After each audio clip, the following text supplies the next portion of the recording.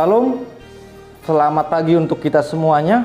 Kita bersukacita atas hari yang baru yang diberikan Tuhan bagi kita. Dan biarlah di dalam sukacita ini kita panjatkan doa kita sebelum beraktivitas pada pagi hari ini. Kita berdoa.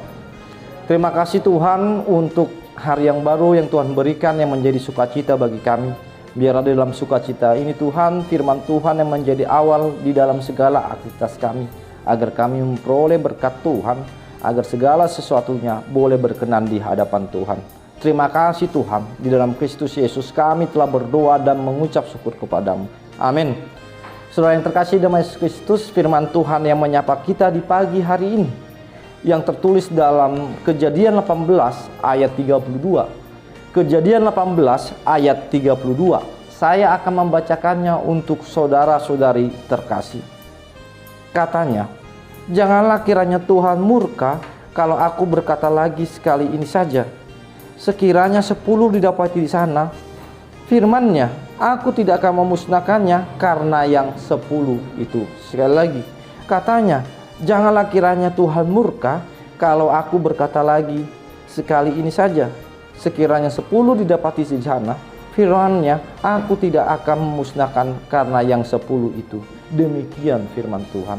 Saudara yang terkasih dalam Yesus Kristus, firman Tuhan yang menyapa kita pada pagi hari ini merupakan satu perikop doa permohonan atau yang terkenal yang kita pahami adalah doa syafaat Abraham, di mana secara jelas kita sudah memahami permintaan Abraham atas pengampunan dosa Sodom dan Gomora yang luar biasa. Terjadi yang namanya tawar-menawar dari 50 sampai dengan 10 yang berdasarkan nas kita saat ini.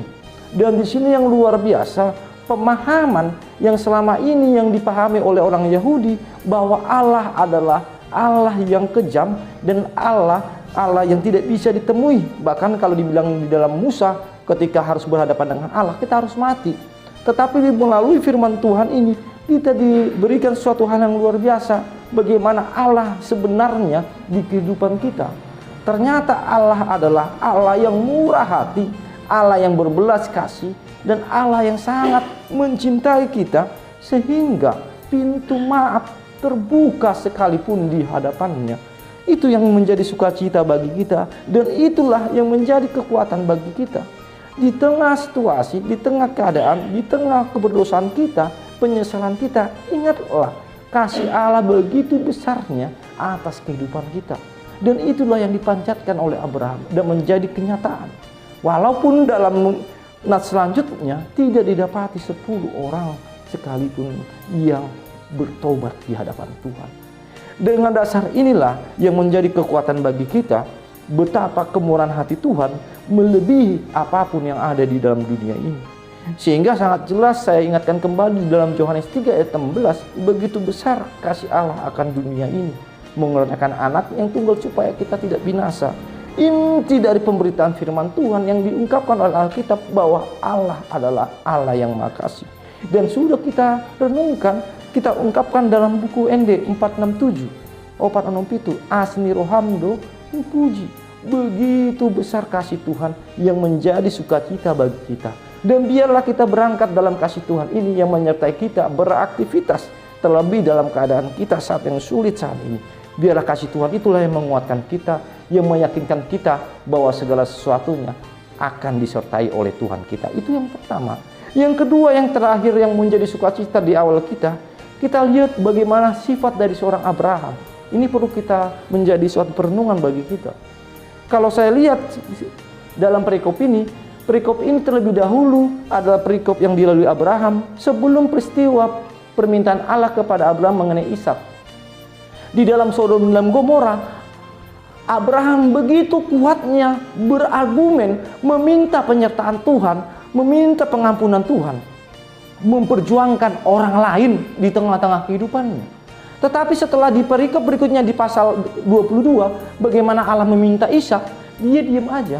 Dia terdiam, hanya mengikuti apa yang dibilang Tuhan, tanpa ada satu kata pun keluar dari mulutnya. Kita lihat perbedaan Abraham. Ketika memperjuangkan dirinya sendiri, dia diam. Dia meyakininya sendiri. Tetapi ketika dia memperjuangkan orang lain, begitu kerasnya dia memperjuangkan orang tersebut. Inilah prinsip yang harus kita pegang. Kita mengutamakan kepentingan orang lain dibanding kepentingan pribadi kita sendiri. Karena kadang kepentingan pribadi kita bisa menghambat kita untuk memikirkan orang lain. Dan inilah yang harus kita ditiru, mengutamakan orang lain.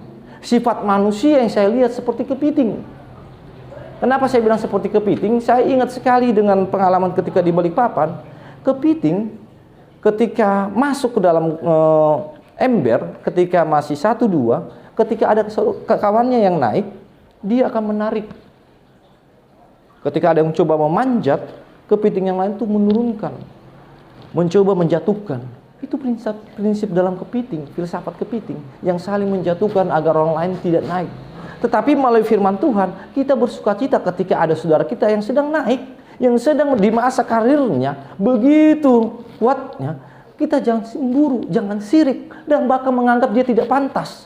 Tapi melalui Abraham, kita doakan menjadi dia seorang yang menjadi sukacita bagi kita sendiri. Sukacita dia adalah sukacita kita semua. Dan itulah prinsip yang harus dipegang. Jangan pernah engkau mencemburui orang lain.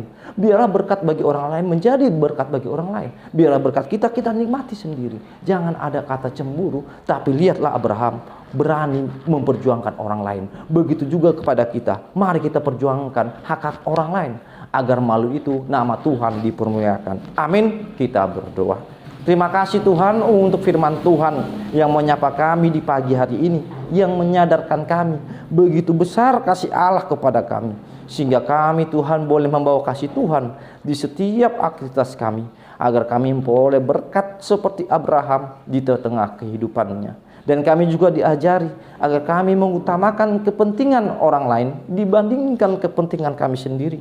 Agar kami boleh menjadi alat Tuhan, menjadi berkat bagi orang lain, sehingga nama Tuhan dipermuliakan. Oleh sebab itu Tuhan, jauhkanlah dari kami kecemburuan, jauhkan dari kami kesirikan, bahkan sakit hati kepada orang lain.